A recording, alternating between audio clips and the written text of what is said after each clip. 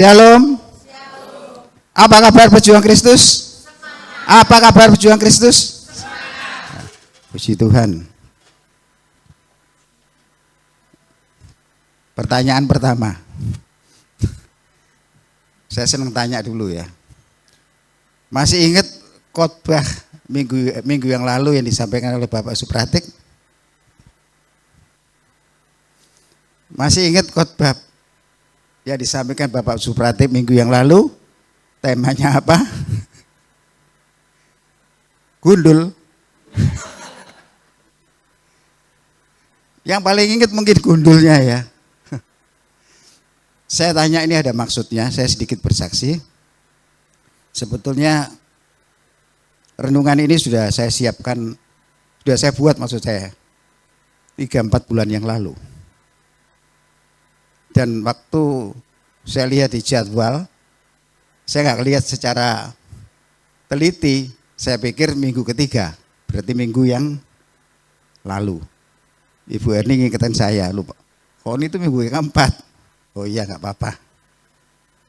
Tapi saya kaget ketika Pak Pratik waktu itu menyampaikan bahwa pada saat ini banyak disiarkan di YouTube, juga Instagram, sosialita, khotbah tentang satu ajaran yang lain yang menyatakan bahwa kita ini sebagai anak Tuhan harus kaya, harus sehat, tokonya laris, benar enggak? Saya nyitir katanya.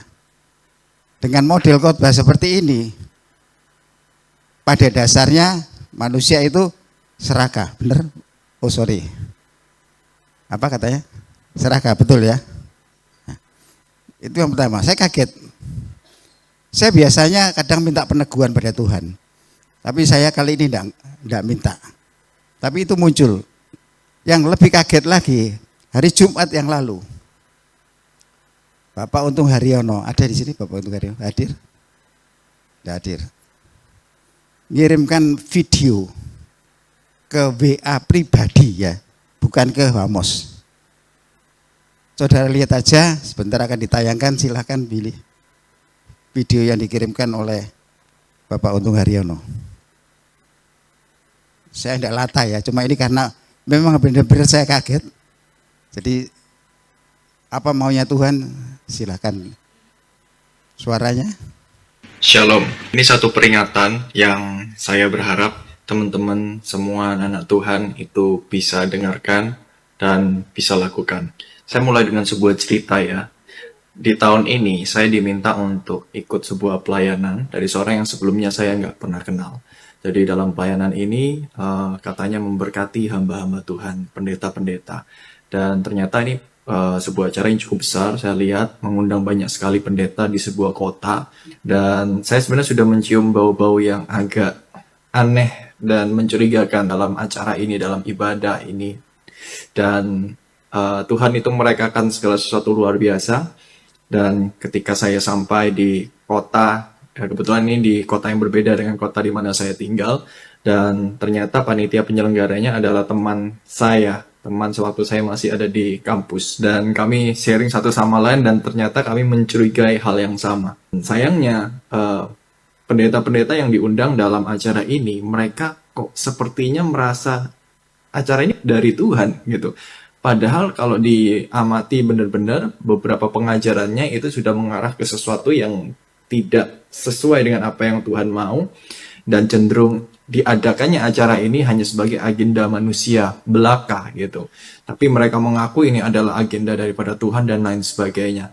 Dan saya ketika berada di sana, saya cuma melihat bahwa mereka ini membawa teori kemakmuran tuh. Kita tahu kalau di kekristenan gitu ada dua ekstrim gitu ya. Ekstrim yang pertama mereka adalah mereka yang percaya bahwa ikut Yesus itu harus kaya, harus sehat, harus sejahtera, harus makmur dan lain sebagainya. Tapi juga ada ekstrim yang kedua, di mana ikut Yesus itu pasti menderita, pasti sakit, pasti tidak bahagia dan lain sebagainya. Harus menanggung salib ini dan itu. Well, benar, tapi tidak sepenuhnya benar. Kalau saya melihat ikut Yesus, tidak ada kemuliaan tanpa penderitaan. Di dalam setiap penderitaan dan kemuliaan yang Tuhan berikan itu ada pelajaran tersendiri untuk kita semakin kenal Dia. Nah, kembali ke cerita acara ini, yang datang itu rata-rata pendeta. Saya melihat pendeta-pendeta ini haus dan lapar akan Tuhan sungguh. Tapi sayangnya mereka tidak mengenali serigala berbulu domba ini. Banyak sekali juga diadakan KKR seperti itu ya di beberapa hari, dan di sana mengundang anak-anak Tuhan satu kota, dan saya cuma geleng-geleng waktu itu. Saya bilang, Tuhan, saya pulang aja kah?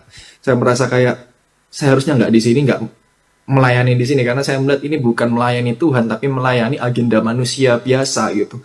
Dan tapi Tuhan seperti mencegah saya di dalam hati saya, seperti Tuhan berkata, watch and see gitu, amati dan lihat gitu. Dan saya cuma mengamati dan melihat.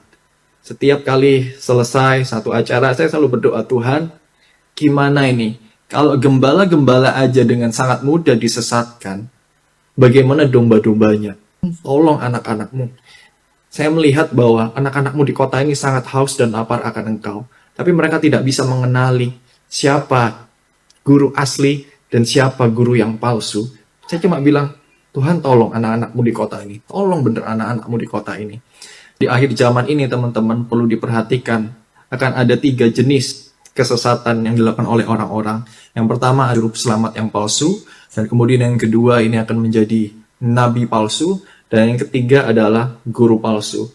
Dan teman-teman berdoa, benar-benar jangan pernah taruh imanmu ke gerejamu. Jangan pernah taruh imanmu ke pendetamu. Jangan pernah taruh imanmu ke hamba Tuhan manapun. Tapi bertanggung jawablah akan imanmu di hadapan Tuhan.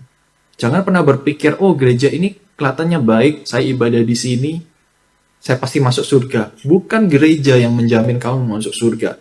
Kalau kamu berada di suatu tempat dengan tutup mata, tanpa mengenal Tuhan Allah yang kamu sembah, ketika pendetamu masuk neraka, kamu pun bisa ikut masuk neraka.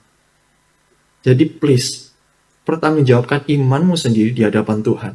Dan saya cuma berdoa, teman-teman, jagai hatimu, jagai kehidupanmu, dan benar-benar minta Tuhan untuk menyatakan pribadinya supaya kamu mengenal Tuhan secara pribadi. Bukan lagi apa kata orang. Sama seperti kata Ayub, dulu aku mengenal engkau karena apa kata orang, tapi sekarang mataku sendiri melihat engkau. Jaga hati, jaga hidup dari segala penyesatan di akhir zaman. Tuhan Yesus memberkati. See you later. Terima kasih Billy. Saya nggak kenal siapa pendeta ini. Mungkin pernah lihat tapi 1-2 kali. Pak Edo tahu? Tapi kita lihat apa yang dia katakan. Dari situ kita bisa tahu, mungkin bagi yang pernah ikut Bible Study, pernah mendengar atau diajarkan oleh Bapak Pendeta Muda Andreas tentang teologi kontemporer. Masih ada yang ingat? Teologi kontemporer adalah teori pengajaran yang lain, seperti Pak Prati katakan tadi, pengajaran yang lain. Makanya ikut Bible Study supaya kita juga bisa pengalaman dalam diri kita ini ada filternya, ada dasar iman yang kuat. Nah, sekarang kembali ke pokok masalah. Pertanyaan saya, salahkah kalau seseorang tuh ingin kaya? Apa jawabannya? Ya betul. Tapi nanti dulu. Tadi sudah ada 2 ekstrim yang dikatakan, 2 teologi kontemporer. Kalau bagi yang setuju dengan teologi kemakmuran, setuju langsung dia katakan. Tapi kalau yang ditanya adalah yang meyakini teologi penderitaan, dia bilang belum tentu setuju. Benar? Tapi jangan dibingungkan. Kalau saudara tanya, Pontum bagaimana? Saya akan memandang sebuah pengajaran itu secara universal. Karena Alkitab itu sudah sering di kita tahu, dan juga saya pernah ngomong bahwa Alkitab itu punya benang merah.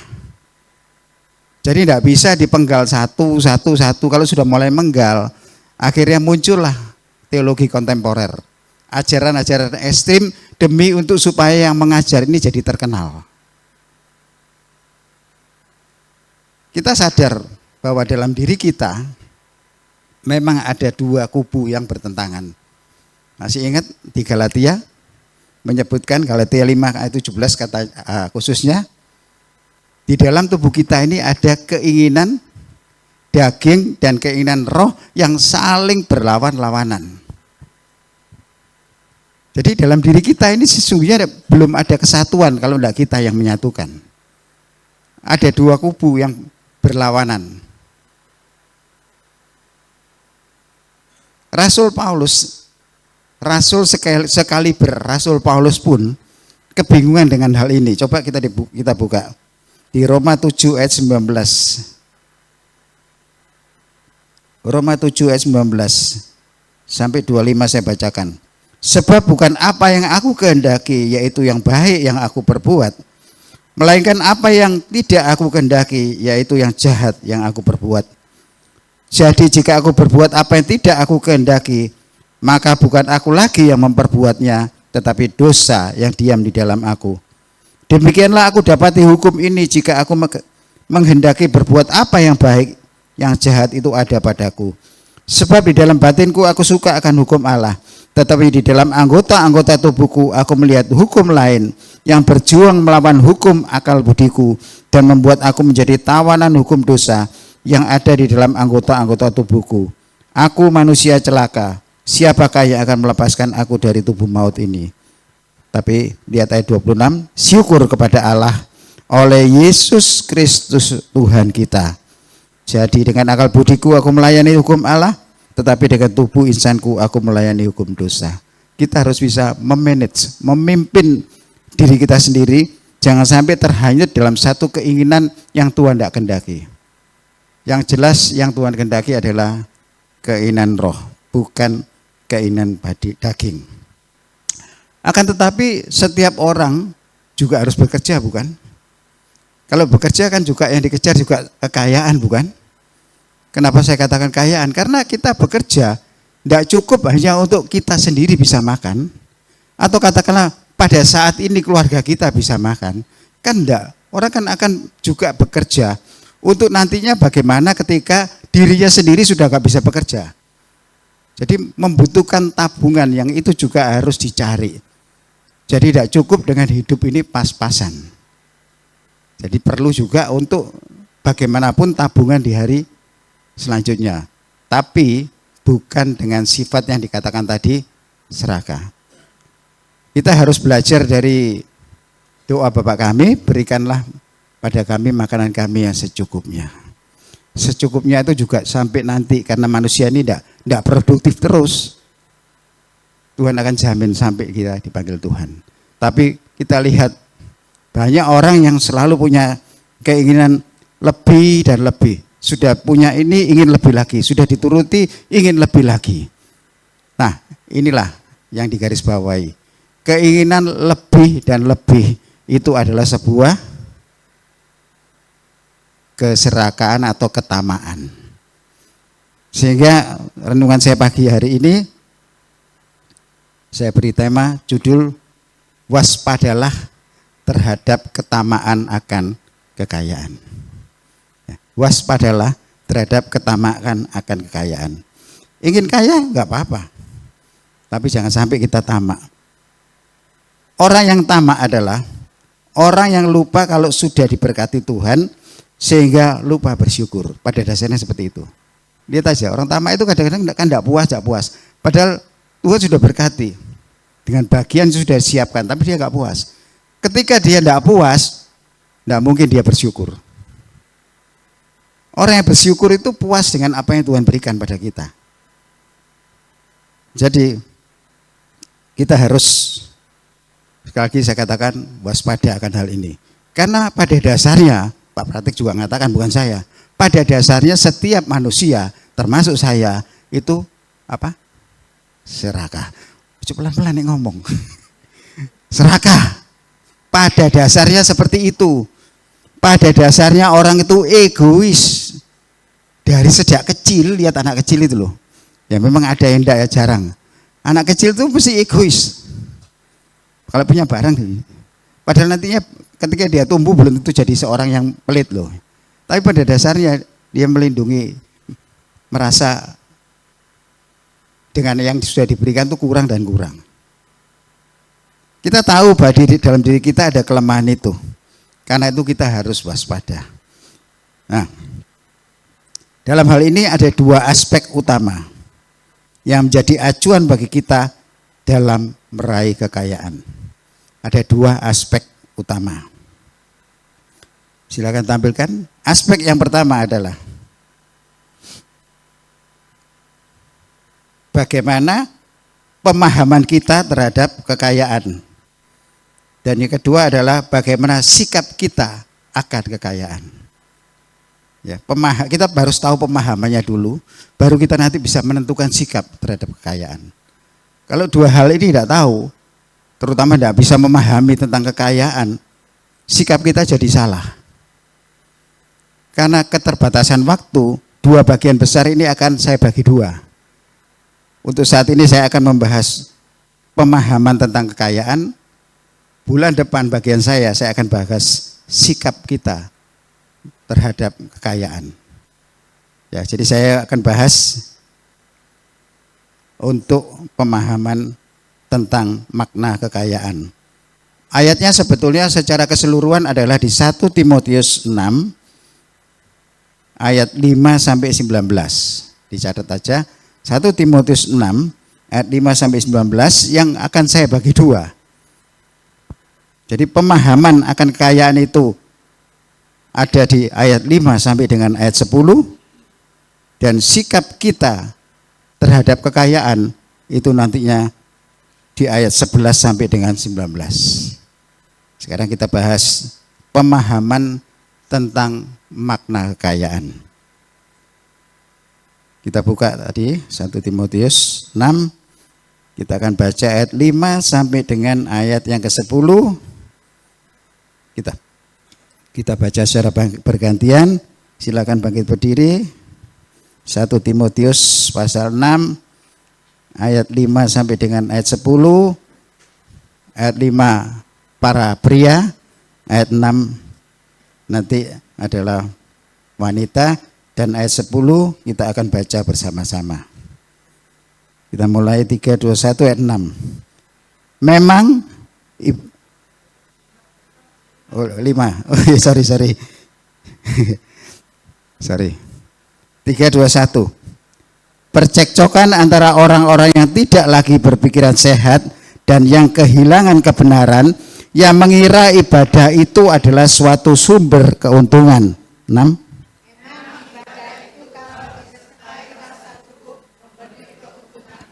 7. Sebab kita tidak membawa sesuatu apa ke dalam dunia, dan kita pun tidak dapat membawa apa-apa keluar. 8. 9. Tetapi mereka yang ingin kaya terjatuh ke dalam pencobaan, ke dalam jerat, dan ke dalam berbagai-bagai nafsu yang hampa dan yang mencelakakan, yang menenggelamkan manusia ke dalam keutuhan dan kebinasaan. Sama-sama.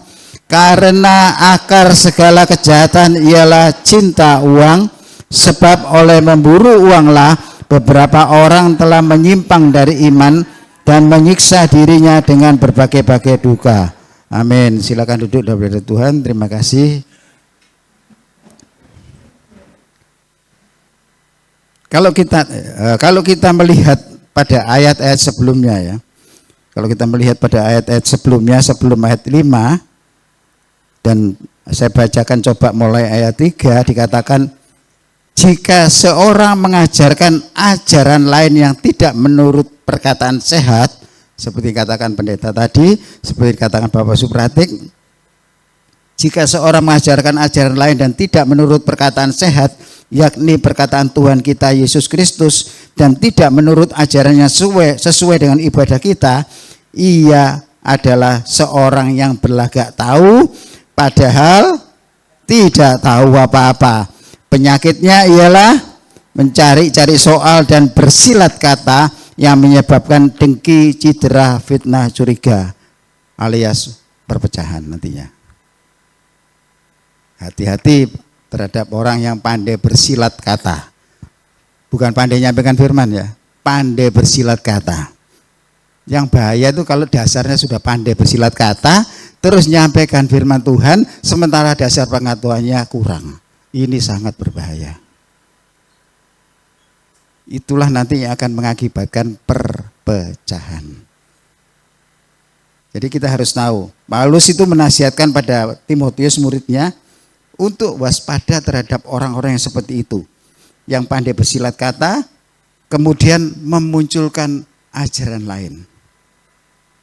Karena pernah saya sampaikan juga, kalau seorang kadang-kadang sudah menjadi semakin terkenal, bertambah besar, dia itu ingin memberikan sebuah ajaran-ajaran yang lain daripada yang lain yang sudah kita dengar pada umumnya. Membuat sebuah doktrin tersendiri. Sehingga tidak heran kalau dari sejak dahulu sampai sekarang muncul yang namanya bidat-bidat atau ajaran-ajaran sesat. Boleh mungkin pakai dengan cara yang lain, tapi sepanjang itu tetap dalam koridor firman Tuhan, itu tidak apa-apa. Tapi kadang-kadang kebablasan. Memang inovasi itu penting, saya katakan inovasi itu penting. Kita bisa lihat, kalau kita masih mengikuti cara-cara Pantekosta lama, ya semua orang bosen. Lagu-lagunya pun sekarang sudah beda. Itu nggak salah, tapi itu inovasi yang tetap di bawah pimpinan Roh Kudus, tetap sesuai dengan firman Tuhan. Tapi kalau tadi kita ngomong tentang teologi kemakmuran, teologi penderitaan, jangan salah loh, semua punya dasar firman Tuhan itu yang kuat loh. Semua bisa dengan caranya dia menunjukkan ayat-ayat yang menunjang teologinya dia. Ada. Tapi akhirnya terjadi benturan karena itu sesuatu yang dipaksakan. Seperti yang sering saya katakan khususnya dalam homiletika, setiap ayat itu ada latar belakangnya, ada sejarahnya, ada konteksnya. Kalau itu dilanggar, ya sudah, tidak karu-karuan. Terus apa bedanya kita dengan orang yang tidak kenal Tuhan? Karena lihat aja dari keyakinan lain, kalau nyerang kita, kan karena dia tidak ngerti, dia katakan ini pelin-pelan, karena dia tidak tahu benang merahnya. Sekarang kita sendiri perang antara teologi penderitaan, teologi kemakmuran, orang lain yang ngomong, kamu sendiri tidak, ajaranmu tuh gak bisa bersatu tuh. Ya, jadi hati-hati. Kita harus paham terhadap makna kekayaan. Pemahaman seorang terhadap kekayaan menentukan sikap kita terhadap kekayaan. Makanya saya bahas yang pemahaman dulu, karena ini akan menentukan nanti sikap kita terhadap kekayaan. Kalau dari awalnya salah, pemahamannya salah, sikap terhadap kekayaan pasti salah. Pemahaman yang salah akan menjerumuskan seseorang dalam ketidakpuasan yang tidak ada habisnya, yaitu ketamaan. Dan itu yang perlu kita waspadai. Paulus mendata ada 3 hal yang mendasar sebagai bahaya dari kekayaan itu yang perlu kita ketahui dan kita pahami. Yang pertama, kekayaan tidak akan memberikan rasa cukup. Yang pertama perlu diingat, kekayaan tidak akan memberikan rasa cukup. Kalau kita lihat di ayat 5 dan ayat 6, percekcokan antara orang-orang yang tidak lagi berpikiran sehat dan yang kehilangan kebenaran, yang mengira ibadah itu adalah suatu sumber keuntungan. Kalau ibadah sudah diharapkan sebagai suatu sumber keuntungan, ya kalau ingin tokonya laris, rajin ibadah. Kalau ingin punya pasangan, rajin ibadah. Dan sebagainya. Memang ibadah itu kalau disertai rasa cukup memberi keuntungan besar. Kuncinya di situ. Perhatikan kata rasa cukup dalam ayat 6. Itu berarti kepuasan batiniah yang membuat orang tetap sejahtera akan kekayaan finansial yang dimilikinya seberapapun jumlahnya. Jadi nilai sudah tidak penting, tapi dikatakan kita memiliki kepuasan batin yang membuat seorang ini tetap sejahtera, sukacita seberapapun jumlahnya. Dalam arti dalam kelimpahan ya bisa, dalam kekurangan pun tetap bisa, seperti Rasul Paulus katakan. Itulah rasa cukup yang Paulus kehendaki. Kalau kita lihat di Filipi 4 ayat 11, dikatakan di sana, kukatakan ini bukanlah karena kekurangan, sebab aku telah belajar mencukupkan diri dalam segala keadaan.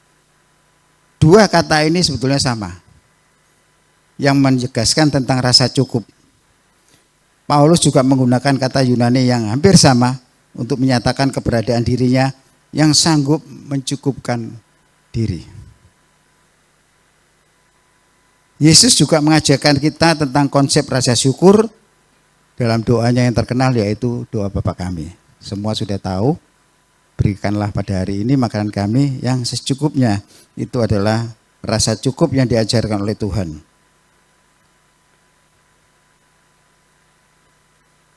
Sebenarnya penegasan ini tentang rasa cukup bukan berasal dari kekayaan materi, tetapi dari dikatakan kepuasan batin. Ya, kekayaan materi itu memang dibutuhkan karena kita hidup ini memang butuh uang, butuh kekayaan, butuh nabung untuk masa depan. Tapi hati-hati, kuncinya ada di rasa cukup. Karena apa? Karena kekayaan itu tidak memberikan rasa cukup. Kekayaan dalam hal ini adalah mamon. Tapi kekayaan yang ada di dalam diri kita juga punya kekayaan rohani. Itu yang akan memberikan rasa cukup sehingga kita bisa mengendalikan kekayaan materi kita. Dan itu penting. Ketamaan adalah mengejar kepuasan daging yang tidak ada batasnya. Nah, mengejar sesuatu yang tidak ada batasnya ini bahaya. Akhirnya segala sesuatu dihalalkan dan kita jatuh dalam berbagai-bagai dosa. Rasa cukup inilah yang membuat kita bisa mengucap syukur. Jadi kalau Paulus memberitakan mengucap syukurlah dalam segala hal, sekali lagi aku katakan mengucap syukurlah dalam segala hal, kuncinya ada di rasa cukup. Sementara saya katakan hati-hati dengan kekayaan tidak akan bisa memberikan rasa cukup. Karena orang itu kadang-kadang kalau sudah berkatnya sudah semakin gede, semakin goyah. Kalau kita punya harta yang dimiliki ini simpanan gede, semakin gede, hati-hatilah. Karena disitulah godaan yang paling kuat. Tidak usah saudara yang ngomong, saya sendiri. Ketika dulu masih bekerja segala sesuatunya, mengejar untuk kebutuhan rumah tangga, untuk nyekolahkan anak, mepet-mepet. Tapi ketika Tuhan sudah mau memberkati, pikiran ini sering-sering gampang berubah. Karena saya bisa merasakan gini, saya setuju dengan apa yang dikatakan ini dan saya katakan pada saudara, hati-hati, tanamkan rasa cukup itu, karena rasa cukup itu yang akan membuat kita bisa mengucap syukur. Dan yang kita cari itu bukan hanya mamon. Kalau kita ingin punya rasa cukup, jangan kejar mamon toh, karena saya tadi katakan kekayaan tidak akan memberikan rasa cukup. Lalu kejar apa? Mungkin saudara tanya, lalu Pak Untung kejar apa? Yang dikejar itu adalah berkat Tuhan. Kalau sudah ngomong berkat Tuhan, orang larinya kemana? Ke mamon, padahal salah. Karena dalam seorang pendeta mengatakan dari Kejadian sampai Wahyu, kata berkat Tuhan itu tidak ada menyebutkan itu sebuah mamon, satu mamon, enggak. Tapi anugerah atau karunia. Termasuk tuh memang mamon, tapi itu hanya dikatakan kalau menurut Matius 6 ayat 33 itu hanya tambahan. Makanya cari berkat Tuhan. Berkat Tuhan salah satunya rasa cukup ini berkat Tuhan. Karena nyadari kita ini dipelihara Tuhan. Ada ucapan syukur di dalamnya. Sehingga tidak salah kalau Amsal 10 ayat 22. Ada yang hafal? Bunda biasanya hafal ini. Apa Bunda? Amsal 10 ayat 22. Berkat Tuhanlah yang menjadikan kaya. Susah payah tidak akan menambahinya. Tapi juga sering diartikan berkat Tuhan itu, wah aku nanti dapat misalnya dapat rumah dari Tuhan. kepingin rumah, kepingin perusahaan, kepingin mobil, berkat dari Tuhan. Padahal arti dalam bahasa aslinya bukan itu. Jadi hanya anugerah atau karunia Tuhan itulah yang menjadikan kita kaya. Kaya juga kaya apa? Kaya rohani juga, kaya rohani. Kaya yang bisa merasakan rasa cukup. Sebetulnya orang yang punya rasa cukup itu sudah disebut orang kaya loh. Setuju? Kita punya rasa cukup itu sudah disebut sebagai orang kaya. Jadi kita tidak usah ngejar terlalu kekayaan yang begitu. Tidak salah sih. Cuma hanya dalam batas-batas, jangan sampai mengorbankan perhatian kita dan waktu kita kepada Tuhan. Kekayaan tanpa rasa cukup menghasilkan ketamaan. Sehingga milikilah rasa cukup, maka kita akan bisa menikmati kekayaan itu. Punya kekayaan tidak bisa menikmati kekayaan itu malang sekali. Karena kemarin saya diceritai teman, rekan sekerja yang dulu di dealer, kekayaannya melimpah, tapi sakit penyakitnya banyak, sehingga akhirnya makan ini nggak boleh, makan itu nggak boleh. Apakah itu bisa menikmati kekayaan? Percuma loh. Tapi gitu dia ngomong bahwa kalau mobilnya itu nggak pulang ke garasi satu aja, nggak bisa tidur. Saya enggak ngarang ya, ngutip perkataan seseorang yang cerita pada saya. Kalau di garasinya kurang satu mobil belum pulang, malam nggak bisa tidur. Bayangkan. Itu gak ada rasa cukup. Dan itu malang sekali. Padahal, wow, kaya. Sekarang pengobatan ke Singapura, habisnya bukan jut lagi, tapi M, bayangkan. Terus apa artinya mengejar? Berbuang waktu. Yang kedua, pemahaman terhadap kekayaan. Yang kedua adalah,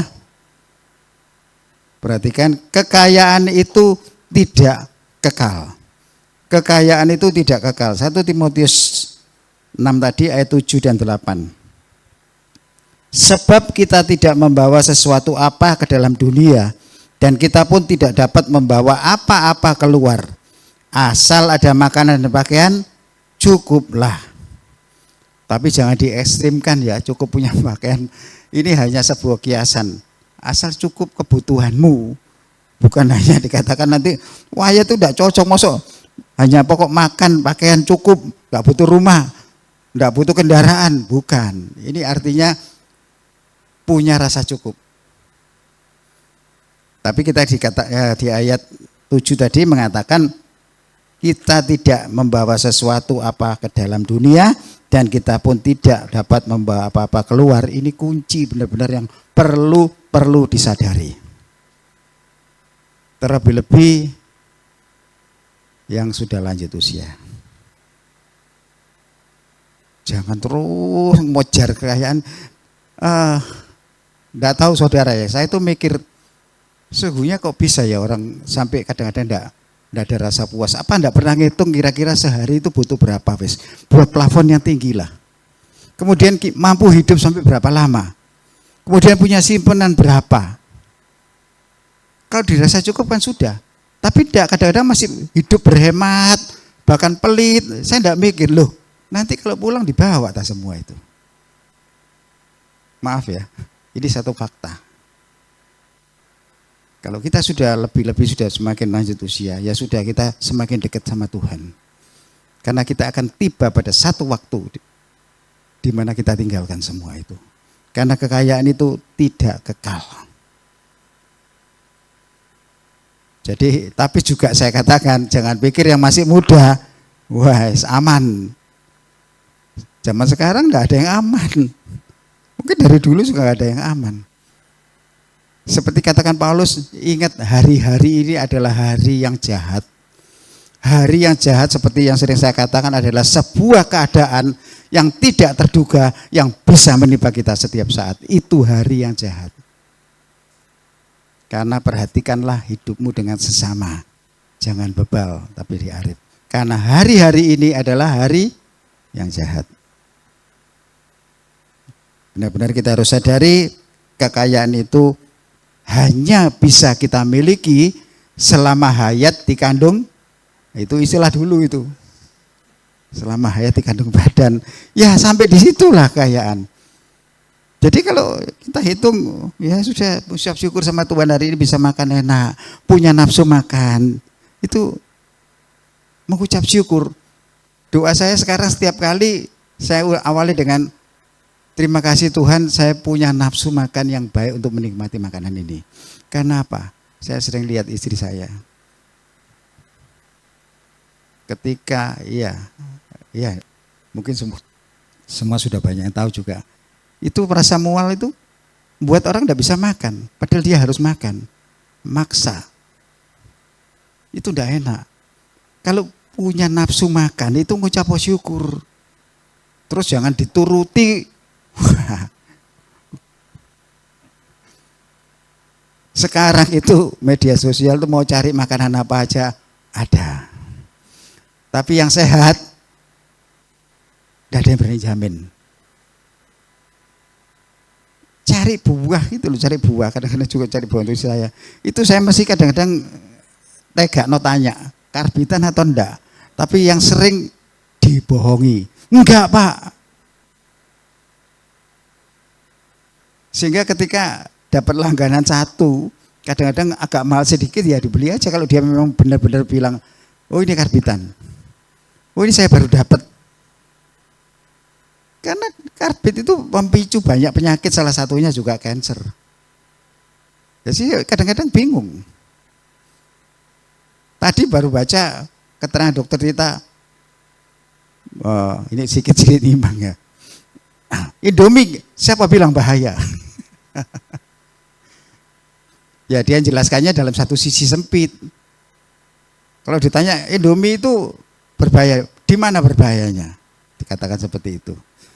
Dan nanti tidak selesai, cuma hanya contoh aja. Cuma kita harus tahu bahwa kekayaan kita miliki ini adalah tidak kekal. Oleh karena itu,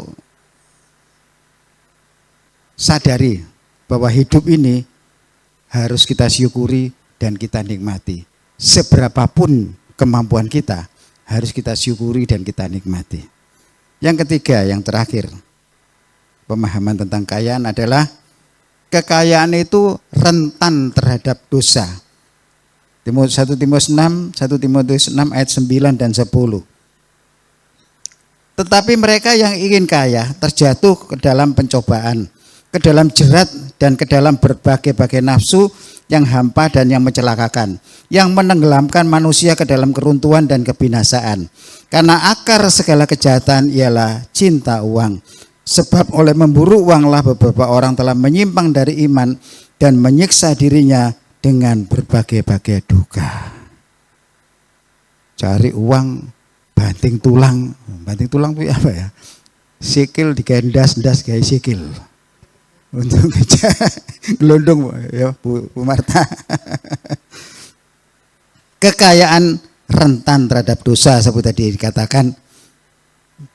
Gambaran dalam ayat ini menunjukkan keberadaan kita yang beranggapan bahwa kelimpahan harta kekayaan menjadikan dirinya bahagia dan sukses. Itu pasti ada dalam konsep manusia yang, maksudnya manusia yang kurang beriman. Dia akan memikirkan semakin banyak uang, artinya semakin tenang. Sehingga ngumpulin. Nah kalau seperti tadi, punya mobil satu kurang, 2. Sebetulnya kalau 1 enggak balik masih enak ya, enggak gampang ya. Kembali ya sudah lah, ini mobilnya 5, enggak balik 1 enggak tidur. Nah, kan repot. Jadi kekayaan itu sebetulnya rentan terhadap dosa. Sehingga tadi katakan juga enggak bisa tidur karena mobil. Enggak bisa tidur ketika dikejar-kejar pajak. Karena nyuri pajak. Kita tahu bahwa memang tadi katakan kekayaan memang rentan terhadap dosa. Kita memang ingin dengan kelimpahan harta jadi bahagia. Tapi pada kenyataannya justru kebalikan atau berlawanan dengan harapan kita. Dari ayat ini kita tahu bermula dari memburu kekayaan, maka kita jadi berdosa. Karena orang ingin kaya, ketika berhasil mengumpulkan kekayaannya, dihadapkan pada pencobaan keinginan dagingnya. Orang yang punya simpanan sedikit, pikirannya tidak akan neko-neko. Bisa makan hari ini ucap syukur. Bisa ada persiapan untuk bulan ini ucap syukur. Tapi setelah mampu punya cadangan untuk kita katakan 1 tahun, pikirannya sudah mulai macam-macam. Apalagi semakin banyak simpanannya, semakin banyak keinginan dagingnya akan semakin muncul. Dan tidak salah kalau dikatakan kekayaan itu rentan terhadap dosa. Karena ketika semakin banyak kita miliki, sementara tidak disertai yang kedua tadi, tidak disertai yang rasa cukup, maka akan timbul keinginan daging yang membawa kita pada dosa. Merasakan semakin manisnya dosa, maka semakin kita ini punya keinginan yang lebih besar yang semakin membuat kita dosa tanpa disadari. Kalau tadinya dosanya kecil tahu, setelah kebiasaan dengan ini, akhirnya dosa ini jadi sepertinya tidak kelihatan. Menghalalkan segala cara. Karena itu biarlah diperlukan satu hal yang kita perlu tahu. Kita juga harus mawas diri. Mawas diri kalau kekayaan itu sangat berbahaya. Kalau kita bisa mawas diri, kita tidak akan terjatuh dalam ketamaan. Dikatakan tadi di ayat 9, cinta uang adalah akar dari segala kejahatan.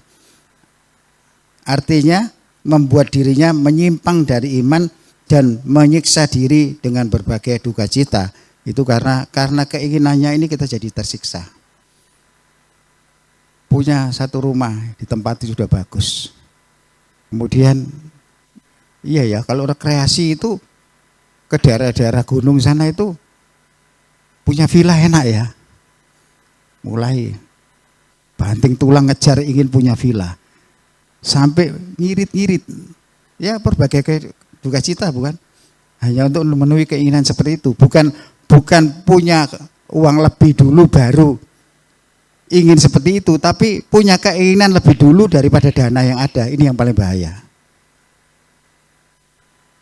Kalau ada dananya dan itu kita masih bisa mengatur diri kita punya rasa cukup, masih mending. Tapi kalau sudah menginginkan seperti katakanlah temannya, tetangganya atau saingannya, nah ini yang paling bahaya. Itulah yang akan membuat kita ini bisa berdosa dengan keinginan tadi. Bila pemahaman kita terhadap kekayaan itu benar, maka kekayaan itu akan membuat kita kian efektif, baik secara jasmani maupun rohani. Punya rasa cukup. Ketika orang punya rasa cukup, tenang, saya tidak usah khawatir nanti dengan katakan setahun ke depan, 2 tahun ke depan, ini lebih tenang. Cukup dengan itu. Itulah yang akan mencegah kita untuk punya keinginan yang tidak-tidak.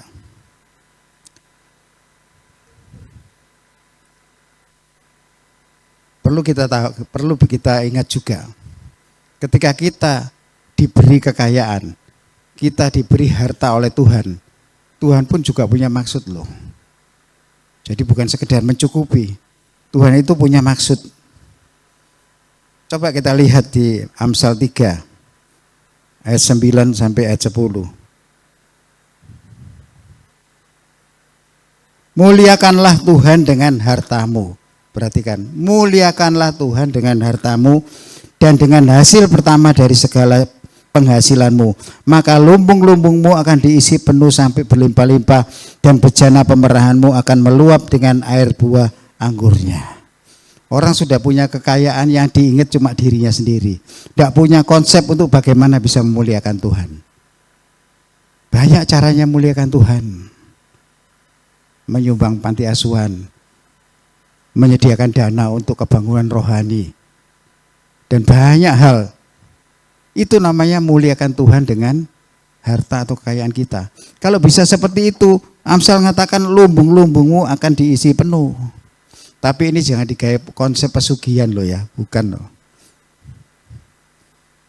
Nyumbang pikirannya nanti ke sana. Itu tidak akan dapat apa-apa. Yang dapat hanya satu, kecewa. Jadi dari hati yang ingin memberi, menyadari bahwa aku sudah diberkati untuk jadi berkat. Disitulah maka nanti lumbung-lumbungnya diisi. Jadi kita harus benar-benar jaga itu. Muliakanlah harta, muliakanlah Tuhan dengan hartamu. Ada kesaksian sebagai penutup renungan saya. Ada seorang yang bernama Erika Mitchell. Ia adalah seorang kaya raya yang sangat antusias untuk membantu pelayanan penginjilan. Jadi dia mau memuliakan Tuhan dengan hartanya. Tidak pernah dia melewatkan kesempatan untuk membantu secara finansial setiap ada permohonan bantuan dana untuk penginjilan. Ya, ini kesaksian nyata ya. Ketika dipertanyakan tentang antusiasnya membantu penginjilan, konsepnya nih ya, perhatikan dia ini sangat unik dan lain daripada yang lain. Tapi itu yang membuat dia itu punya antusias. Dia menjawab, di brankas penyimpanan uangku, ya, di brankas penyimpanan uangku, aku menaruh sebuah paku besar, segede pakunya Yesus. Agar ketika aku melihat paku itu, aku teringat bahwa Yesus mau berkorban dan memberikan nyawanya agar aku beroleh hidup yang kekal. Bayangkan caranya ini unik ya. Tapi itu dia setiap kali sadar. Buka brankasnya ingat paku. Dia tidak akan sayang-sayang untuk menyumbangkan keuangannya untuk membantu. Memuliakan Tuhan dengan hartanya. Sudahkah saudara siap? Jawab sendiri-sendiri, buktikan sendiri-sendiri. Tuhan Yesus memberkati.